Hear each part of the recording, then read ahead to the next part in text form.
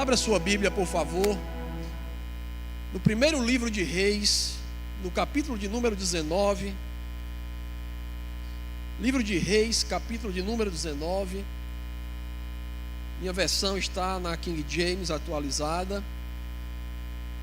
E vamos ler aqui os 5 primeiros versículos desse capítulo de número 19. Que diz assim a palavra do Senhor. 1 Reis, capítulo 19, versículo 1. Então, o rei Acabe contou à sua esposa Jezabel tudo o que realizara Elias e como passara ao fio da espada todos os profetas de Baal. Diante disso, Jezabel mandou um mensageiro a Elias com o seguinte recado: que os deuses me façam sofrer as piores desgraças, se até amanhã a esta hora eu não fizer com a tua vida o que fizeste com os profetas. Assim que Elias recebeu este aviso, ele fugiu para salvar a própria vida. Chegando a Berseba, que pertence a Judá, deixou ali o seu servo. Quanto a ele, fez pelo deserto a caminhada de um dia e foi sentar-se debaixo de um pé de giesta ou zimbro, uma espécie de arbusto. E ali orou, pedindo para si a morte, dizendo: agora basta, ó Yahvé, retira-me a vida, pois não sou melhor do que meus pais. Deitou-se e dormiu ali mesmo, sob a gesta ou o zimbro. Mas eis que um anjo o tocou e lhe disse: levanta-te e alimenta-te.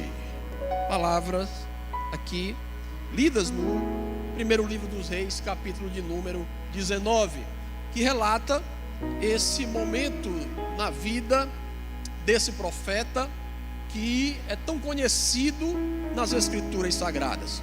Um homem que com certeza fez uma diferença poderosa em sua geração, demonstrando a todos que valia a pena ser fiel ao Deus Todo-Poderoso. Elias era um homem que desfrutava de uma comunhão com Deus que em nenhum outro profeta ou servo de Deus que caminhou sobre a terra nós conseguimos encontrar. Como, por exemplo, um profeta que tem coragem de abrir a boca e profetizar em seu próprio nome, quando ele diz: segundo a minha palavra, não choverá sobre Israel, e durante 3 anos e meio nem uma gota d'água cai sobre toda aquela região. É um profeta que desfruta de uma intimidade com o Senhor tão grande, tão profunda, que ele, mesmo falando em primeira pessoa, ele não está querendo trazer para si a glória, pois o seu coração tinha um entendimento claro a quem ele servia. Elias era esse homem que profetizava sobre Israel em uma época muito tumultuada, aonde o rei Acabe, procurando criar alianças com reinos vizinhos, casa com uma mulher conhecida como Jezabel.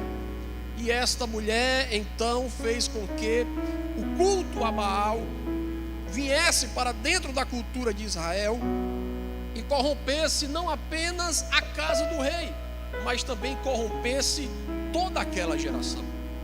As pessoas que viviam naquela época de Elias estavam debaixo deste jugo de opressão desta rainha Jezabel, que governava com mão forte, sacrificando a vida dos profetas de Deus para apresentá-los como oferta a Baal. Era assim o contexto da época em que Elias estava inserido. Mas, embora tudo isso estivesse acontecendo ao seu redor, ele não deixava de, com ousadia, falar a palavra de Deus. Mesmo que, muitas vezes, diante das circunstâncias que estão ao nosso redor, nós pensamos muitas vezes em não falar ou não compartilhar daquilo que Deus ministra aos nossos corações. Nós devemos buscar nesse profeta a inspiração de que nós não podemos falar quando a palavra de Deus está em nossos lábios. A palavra, ela deve ser proclamada, ela deve ser anunciada em todos os lugares, em todos os ambientes, em todas as repartições que nós estivermos. Nós somos embaixadores de um Deus todo-poderoso. Elias não se calou, mas profetizou para aquela geração, dizendo que eles deveriam se arrepender do seu pecado de adoração a Baal. Ele confronta não apenas Acabe, mas também todas as pessoas das cidades, dizendo que eles deveriam parar com aquela atitude, com aquelas ações que tanto entristeciam ao Deus de Israel. E em meio a todas essas palavras, Elias resolve usar um momento onde a seca estava profunda sobre todo Israel. Acabe já tinha separado grupos para poder buscar em algum lugar onde houvesse água para poder abastecer o palácio e as necessidades das pessoas. Ele usa aquele momento para poder desafiar todos os profetas de Baal. Ele chama aqueles homens, o rei e aqueles 450 profetas de Baal para uma disputa aonde quem vencesse seria testificado que o Deus poderoso seria aquele que respondessem às orações. O desafio era: vamos preparar um altar, vamos colocar sobre ele um holocausto, vamos colocar sobre ele uma oferta, e aí nós vamos clamar aos nossos deuses. Vocês vão clamar a Baal e vão pedir a Baal que desça com fogo e confirme que o sacrifício que vocês estão dando é recebido por ele. Se caso isso não aconteça, então eu orarei. E se o Deus que responder com fogo, esse será o único Deus verdadeiro e digno de toda honra, digno de todo louvor dentro de Israel. Aqueles profetas entraram então nessa disputa e a história é bastante conhecida. Prepararam ali um altar e colocaram ali as suas ofertas e, iniciando pela manhã, começaram então a adorar a Baal, a clamar a Baal, a pedir a Baal que descesse ali com fogo e mostrasse aquelas pessoas que ali estavam que ele era o Deus verdadeiro. As horas se passam, nada acontece, nenhuma faísca se vê naquele altar. Aqueles profetas então tiram as suas espadas e as suas facas e começam a cortar o seu próprio corpo, fazendo com que o sangue derramasse, e assim então eles agora dessem uma oferta de sangue a Baal, tentando ver se aquilo que eles clamavam acontecia naquele momento. Mas é interessante que neste momento Elias está à parte, olhando tudo aquilo, e ele começa a zombar daqueles profetas, dizendo: clame mais alto, falem mais alto. Por acaso o Deus de vocês esteja dormindo? Se vocês falarem mais alto, possa ser que ele escute. Elias não falava isso à toa. Ele sabia que o Deus de Israel, ele não dorme. O Deus de Israel, ele não cochila. O Deus de Israel não tira sono. Todos os dias ele está velando sobre a sua palavra, para que se cumpra todas as suas promessas sobre a minha vida e a sua vida. Ele zomba: clamem mais alto, falem mais alto, porque o Deus de vocês está dormindo. Nada acontece. E ele então prepara aquele momento e diz: agora quem vai orar sou eu. Agora eu vou orar a Deus, mas eu peço que não apenas aqui dessa forma como foi feito o altar, fique para a minha oração. Eu quero que derrame água sobre esse altar. É interessante porque em 3 anos e meio de seca não havia água em nenhum lugar em Israel. O rei Acabe estava procurando um lugar onde houvesse água, mas parece que haviam ali algumas pessoas que estavam seguindo a Elias e já sabiam mais ou menos como era o plano que iria acontecer. E ele diz: joguem água sobre o altar.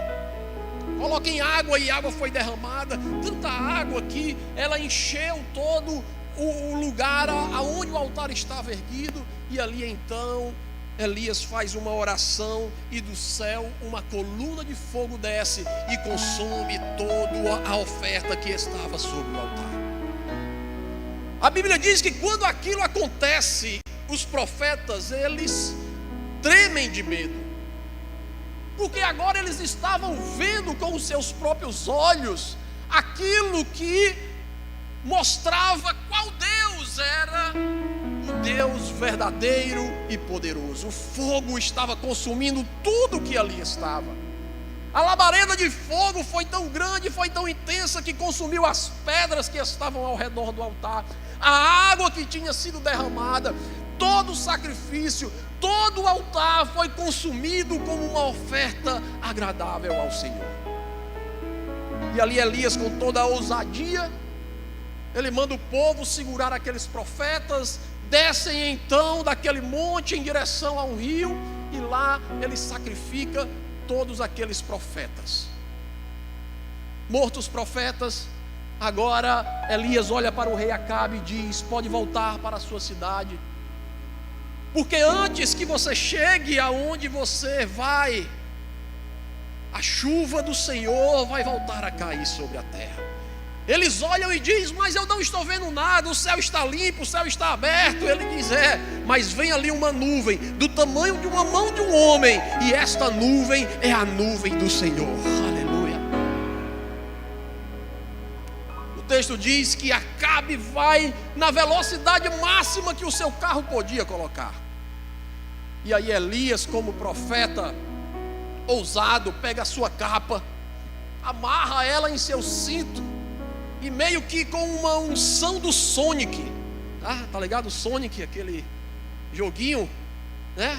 Ele corre na frente de Acabe, e o texto sagrado diz que a velocidade dele era tão grande que ele conseguiu chegar primeiro do que Acabe em um carro conduzido por cavalos. E ele chega naquele lugar para profetizar para todas as pessoas de Israel quem era o verdadeiro Deus. Mas aí nós chegamos no momento do texto que nós lemos. Quando Acabe chega, ele relata a Jezabel tudo o que tinha acontecido: a morte dos profetas, o sacrifício, a vergonha que Baal passou diante de toda a nação, e de que as pessoas agora estavam do lado de Elias e não mais agora do lado de Acabe e do seu reinado. Que as pessoas agora não estavam mais querendo adorar a Baal, mas estavam querendo adorar ao Deus Todo-Poderoso, Yahvé, o Deus de Israel. E Jezabel então agora se coloca em uma posição e diz para Elias, manda um recado para ele, envia uma pessoa até Elias. E aquele servo vai até Elias e diz a ele que aquilo que ele fez com os profetas, até o dia seguinte, Jezabel iria fazer com a vida dele. Meus irmãos, nesse momento, algo incrível acontece. Aquele homem que era inabalável diante das palavras que recebia de Deus, diante dos reis, diante de profetas armados, diante de toda uma população que estava ali preparada para destruir a vida dele, caso o fogo não descesse naquele monte, agora se amedrontou com o recado que ele recebeu de Jezabel. E aí nesse momento eu começo a pensar nas vozes que falam em nossas vidas, tentando nos parar, nas vozes que muitas vezes vêm aos nossos ouvidos querendo gerar medo, querendo gerar em nossos corações um espírito de desistência diante de tudo aquilo que Deus já vem fazendo em nossas vidas. Essas palavras, meus irmãos, estão em todo lugar. Nós vivemos em uma geração onde a comunicação e a informação é algo surreal. Em todos os momentos nós estamos conectados a fatos, a acontecimentos no mundo inteiro. O tempo inteiro nós estamos lidando com informações, opiniões, conselhos, pressões, haters que chegam, que falam coisas ao respeito de pessoas sem pensarem no que é que vai acontecer com elas. Nós estamos o tempo todo ligados naquilo que as vozes estão falando na internet. Ou quem aqui, quando ver uma postagem interessante, não vai direto nos comentários para ver o que é que estão lá falando? Quem não conheceu ainda o mundo dos comentários das redes sociais, glória a Deus por isso, não entre. Porque lá no mundo dos comentários você tem especialista de todas as áreas. Lá você tem pessoas que sabem de tudo e pessoas que sabem mais dos que sabem tudo. Opiniões, palavras contrárias, palavras de maldição, ameaças. Mas essas vozes estão no mundo. E como a palavra de Deus diz, nenhuma delas são sem sentido. Todas essas palavras, elas têm um propósito, assim como essa palavra que veio para Elias tinha um propósito.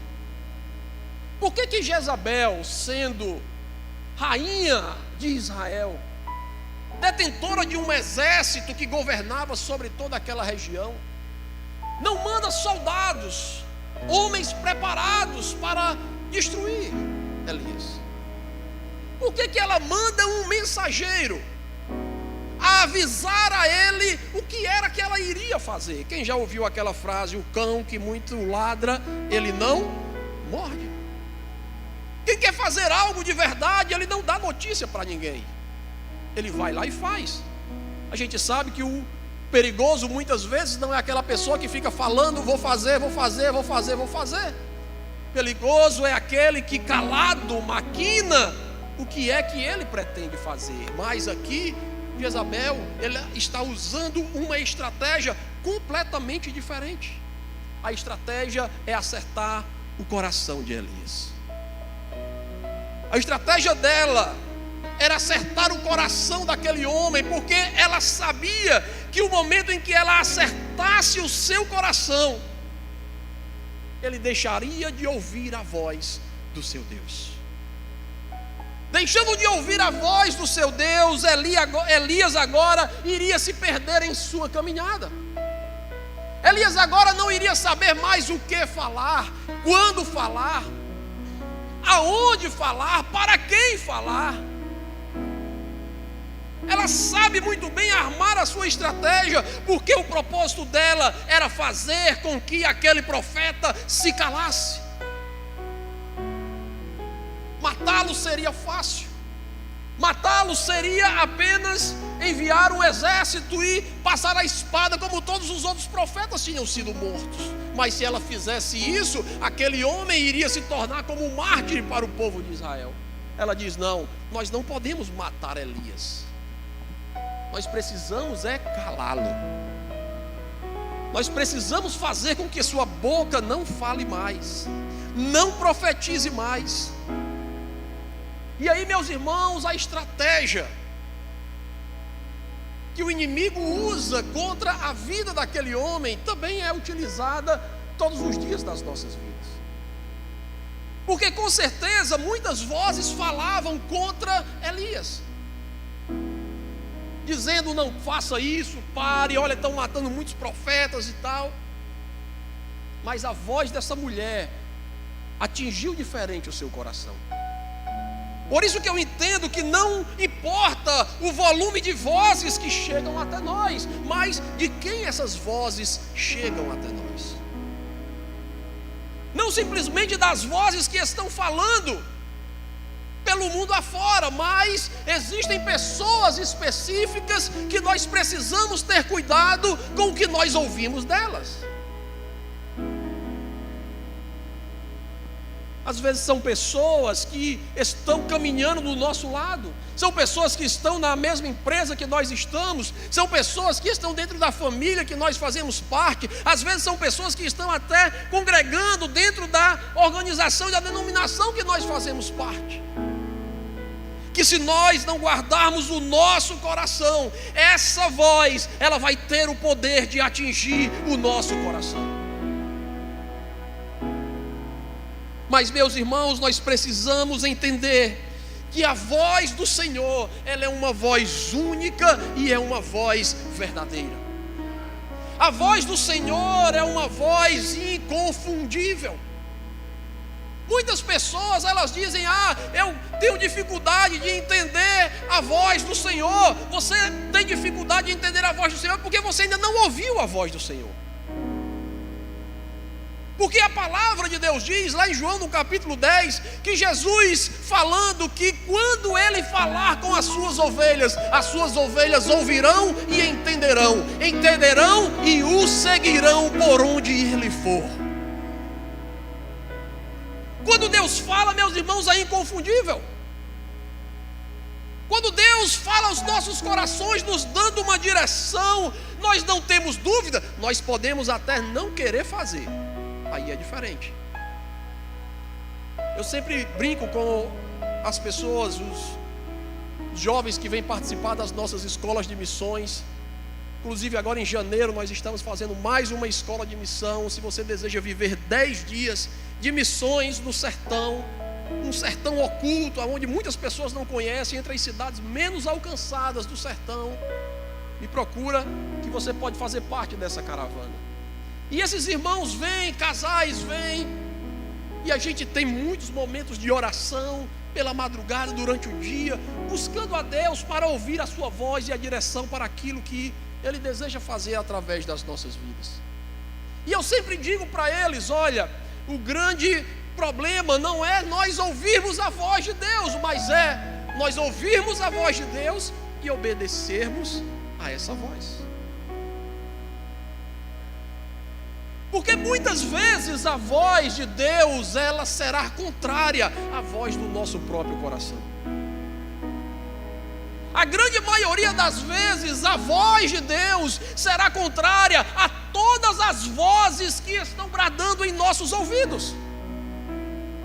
Às vezes a voz de Deus estará dizendo para o seu coração: olha, isso que você está fazendo vai dar certo. Mas todas as pesquisas, tudo o que você está vendo, está dizendo vai dar errado. A quem você vai dar ouvido? A Baal ou ao Deus de Israel?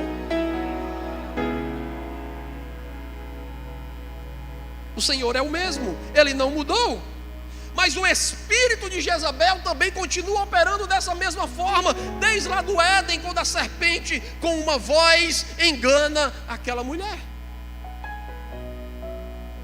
A voz procura nos parar, porque ela sabe que quando nós obedecemos a voz de Deus, é impossível aquilo que nós fazemos dar errado. Não dá, meu irmão, não tem como. Ainda que você seja ruim, muito ruim naquilo que você faz, se o Senhor te escolheu, Ele vai te capacitar para você ser poderoso naquilo que Ele te chamou para fazer. Nós não podemos esquecer de Noé, quando é chamado para construir uma arca, e ele se depara diante de um projeto que nunca ninguém havia feito na terra. Construir isso para quê? Vai cair chuva. Que chuva? Nunca choveu na terra, mas vai chover. E você vai ser o construtor dessa arca. Mas eu não sei construir. Mas o meu Espírito vai te dar sabedoria para você construir essa arca. Não importa a nossa incapacidade, nós servimos a um Deus que é capaz de fazer todas as coisas na vida daquele que crê. Com certeza Deus aqui queria usar Elias de outra forma sobrenatural. Com certeza Deus aqui queria estabelecer agora um marco dentro de Israel, para que a adoração a Baal fosse completamente extirpada. Mas o que aconteceu foi que o coração daquele homem deu muito mais ouvido às vozes que estavam ao seu redor, a voz de Jezabel que estava dizendo: pare, para poder fugir para o deserto, se esconder em lugares ocultos, fugindo para longe daquilo que na mente dele, em seu entendimento, era o fim. Como? A gente fica sem entender. Como assim? O cara fez tantas maravilhas, coisas tão grandes Deus fez na vida desse homem, diante de todos ali em Israel. Por que que agora esse camarada, ele está fugindo? Meus irmãos, se o nosso coração não estiver alicerçado na palavra de Deus todos os dias, se nós não estivermos acordando pela manhã, abrindo as Escrituras e começando o dia, nos enchendo da palavra do Senhor, se nós não estivermos dentro do carro, louvando e engrandecendo a Jesus, quando nós estivermos diante das muitas vozes, nós não resistiremos a elas.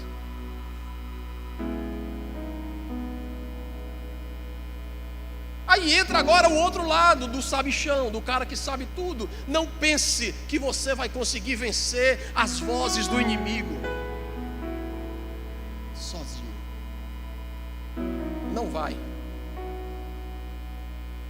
O nosso inimigo, ele é expert em desenvolvimento humano. Satanás, ele é expert na forma como nós agimos, na forma como nós nos comportamos. Ele acompanha a humanidade desde que ela foi criada. Ele sabe o que nos move, ele sabe os desejos ardentes do nosso coração que guerreiam contra a vontade de Deus. Não ache que sozinho você vai conseguir vencer as astutas ciladas do diabo. O apóstolo Paulo diz que existem armas que não são armas carnais, mas são armas poderosas em Deus, que são capazes de destruir fortalezas que são construídas na mente humana e que impedem o conhecimento da glória de Deus. Use essas armas, armas espirituais, porque essas armas são armas poderosas para a glória do nome de Jesus. Oramos em uma dessas nossas escolas de missões, pedindo a Deus, Deus nos dá a cidade. E aí o Senhor nos mostrou uma cidade lá no sertão do Piauí. E nós fomos até aquela cidade. E quando eu cheguei lá a primeira vez para fazer o mapeamento, eu fui conversar com o único pastor que havia na cidade. A cidade com quase 4.000, 5.000 habitantes, só existia uma igreja com uma média de 30 irmãos. Você tem noção disso? E eu conversando com aquele pastor, dizendo, pastor, olha, uma animação, uma alegria, olha, pastor, Deus mostrou aqui essa cidade para a gente, Ele está falando que a gente venha com equipe, para nós fazermos aqui um impacto poderoso nesse lugar. E ele olha para a gente e diz assim, olha, vocês estão vindo para o lugar errado. Essa cidade, ela não quer saber de Jesus. As pessoas daqui, elas não querem ouvir a respeito da palavra de Deus. E eu pensando comigo, ouvindo ele falar, e o que é que tu está fazendo aqui, miserável? E ele olha, essa cidade aqui, ela não quer saber de Jesus. Já fazem aqui quase 1 ano que eu estou aqui nessa cidade, não conheço ninguém aqui na cidade. Ninguém fala comigo porque eu sou pastor. Eu digo, meu Deus, não tem condição de existir um lugar tão ruim como esse, que se existisse na terra um lugar tão ruim como esse, eu acho que o Senhor já tinha mandado fogo descer, né? Deve ter, Senhor, alguém nessa cidade que está ansiando pela Tua palavra, mas as palavras que vinham da boca dele era, procurem outra cidade. Se você andar 50 quilômetros aqui à frente, vai ter uma cidade lá, que ela é uma cidade grande, é uma cidade bem organizada, é uma cidade que tem muitos irmãos em Cristo. Vão para lá, porque com certeza o impacto lá será muito melhor. E eu disse: não, pastor, o que Deus quer fazer, Ele quer fazer nesta terra que o Senhor está dizendo que é árida. E ele deu um sorrisinho e disse: tá bom, se vocês querem gastar dinheiro para vir para cá, para essa cidade, podem vir. E nós voltamos para Natal, organizamos a caravana, 1.200 quilômetros, viajamos de ônibus. O ônibus bateu em 2 jumentos, quebrou. Mais de 24 horas de estrada até chegar naquela cidade, mas chegamos lá. Nos alojamos em uma casinha pequenininha. Você imagine, sertão do Piauí, uma casinha bem pequenininha, com umas 40 pessoas dentro. Era o único lugar que tinha para se hospedar. Quando dava meio-dia, o calor dentro daquela casa parecia um micro-ondas ligado. O calor era intenso. A gente pegava toalhas, molhava ela, colocava dentro da freezer. Quando ela estava congelada, a gente esticava aquela toalha e colocava ela por cima da gente para a gente conseguir tirar um cochilo à tarde. Quente, muito quente. Do lado da nossa casa, um bar. Todos os dias ali, dezenas de pessoas, aqueles bebos chato. Eu, quando fiz seminário, fiz especialização em bebo. Eu gosto de evangelizar bebo. Eu gosto de evangelizar bebo. Sento do lado deles, abraça, e aí vai aquele chororô, vai contar dos chifres que levou, e a gente fica, né, rapaz, é assim mesmo. Eu gosto, vou ali conversando e tal. E todos os dias eu passava ali, eu digo: rapaz, eu vou aqui falar com esses camaradas. Eu fui lá um dia, digo: ei, meu amigo, tudo bom? Posso encostar aqui? Aí um dia disse: senta aí, pastor, vamos tomar logo um aqui com a gente. Eu digo: ô rapaz, você chegou aí quase 20 anos atrasado, que eu parei de beber faz uns 20 anos.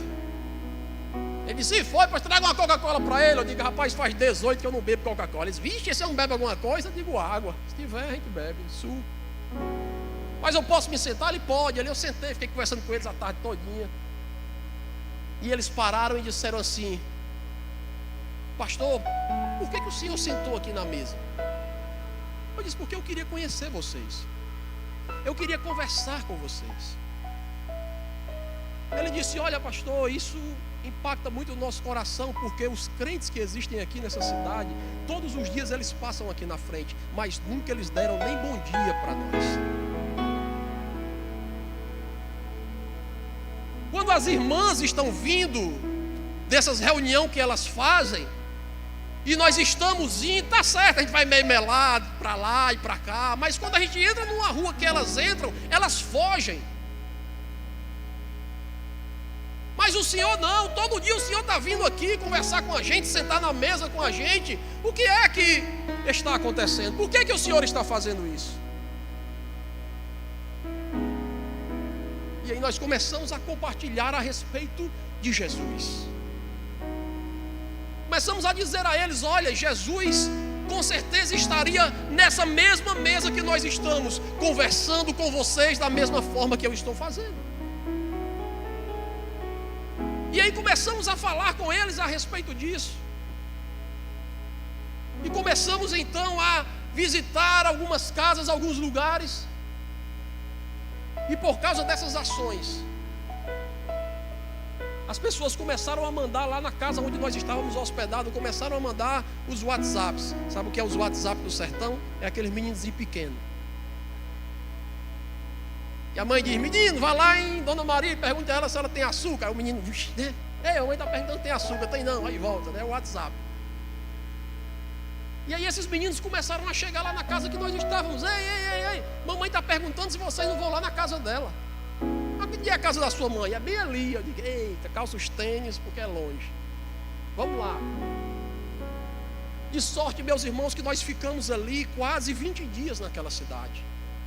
Realizamos ali diversos cultos. E em um dos cultos que nós fizemos, mais de 50 pessoas entregaram as suas vidas a Jesus.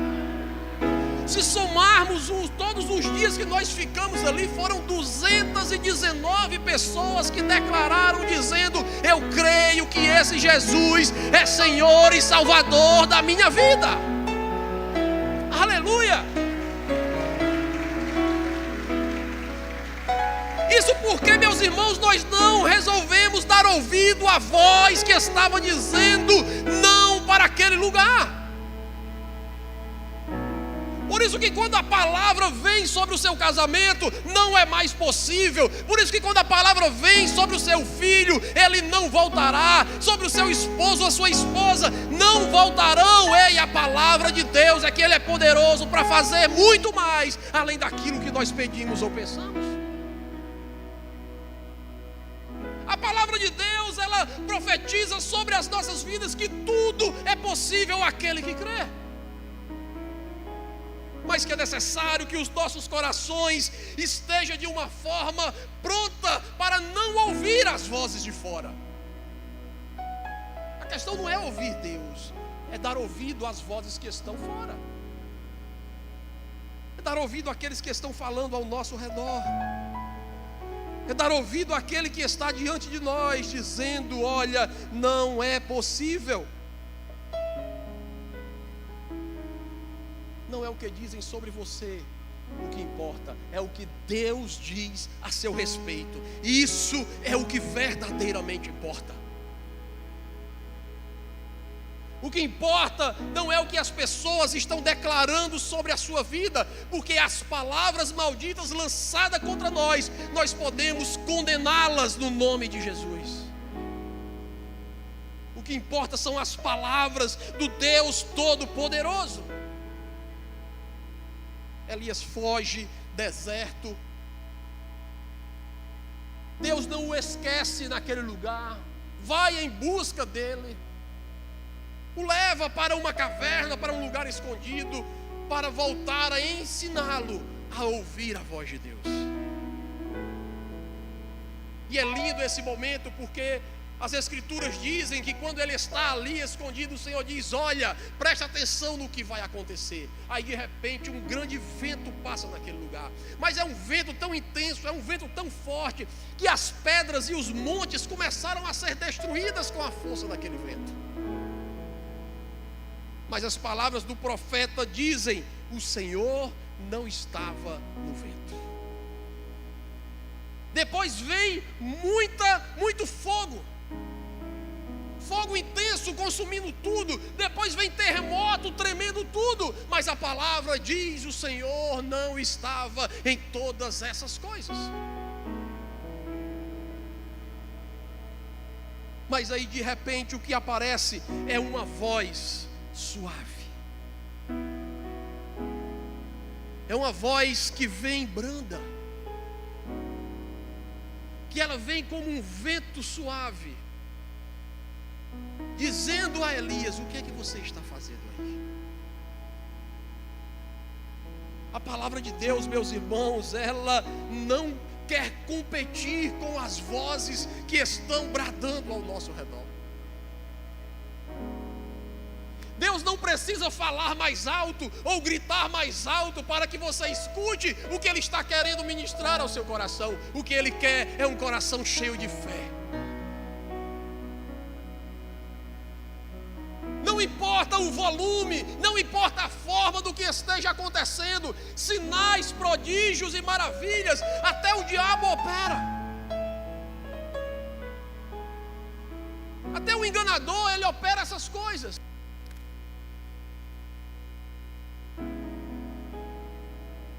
Pois esquecemos lá do texto de Mateus capítulo 7, quando o Senhor diz que naquele dia muitos dirão: Senhor, em Teu nome nós profetizamos, Senhor, em Teu nome operamos muitos milagres, Senhor, em Teu nome fizemos grandes maravilhas, expulsamos demônio, em Teu nome fizemos coisas grandes. O Senhor dirá: aparta-te de mim, vós que praticais a iniquidade, porque eu não vos conheço. Sinais, prodígios nas coisas da terra nunca foi a marca de Deus no meio dos homens. Porque se isso fosse o que movesse o coração dos homens, Israel nunca teria se desviado dos caminhos do Senhor. Era coluna de fogo de noite, era coluna de nuvem pelo dia, era água brotando da rocha, era um mar se abrindo, era codornizes vindo voando para alimentar o povo, era o chão se abrindo, era o fogo sobre as montanhas. Se fosse por sinais, o povo nunca teria desviado. Mas aquilo que conecta o nosso coração com aquilo que Deus deseja fazer é a fé. É nós estarmos prontos a, em fé, ouvir a voz do Senhor. Que mesmo em meio a muitas águas, que mesmo em meio a muitas vozes, ela continua falando, ela continua bradando aos nossos corações e dizendo que eu sou o mesmo ontem, sou o mesmo hoje e sou o mesmo por toda a eternidade. Aquilo que eu fiz no passado, eu posso fazer também hoje. Eu posso continuar fazendo amanhã. Basta que você incline os seus ouvidos e o seu coração para ouvir a minha voz. Você crê nisso? Fique em pé, por favor.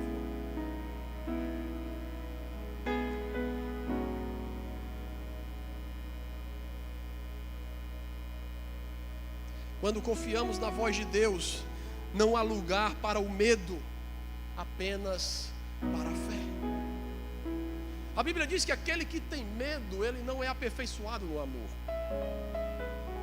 Isso quer dizer que qualquer coisa que cause medo a você, e quando eu digo medo, eu digo não é o receio de que algo ruim possa acontecer, porque se não tivéssemos munidos desse sentimento, nós com certeza iríamos fazer algo que iríamos perder a nossa vida de forma muito rápida. Se a gente não tivesse medo de ser atropelado, a gente atravessaria uma pista mesmo com o ônibus vindo.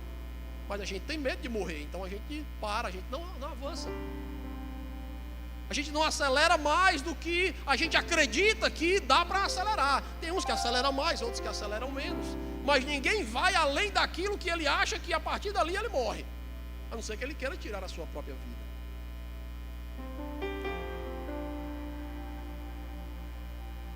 O medo, ele não nos deixa perceber a voz de Deus.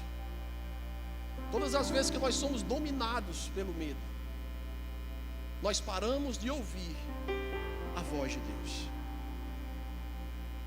Mesmo diante de promessas tão sólidas, de que Ele não volta atrás, que Ele não vai se desfazer, se nós deixarmos que as vozes que estão ao nosso redor gerem medo em nosso coração, nós iremos parar mesmo diante das promessas que Deus fez.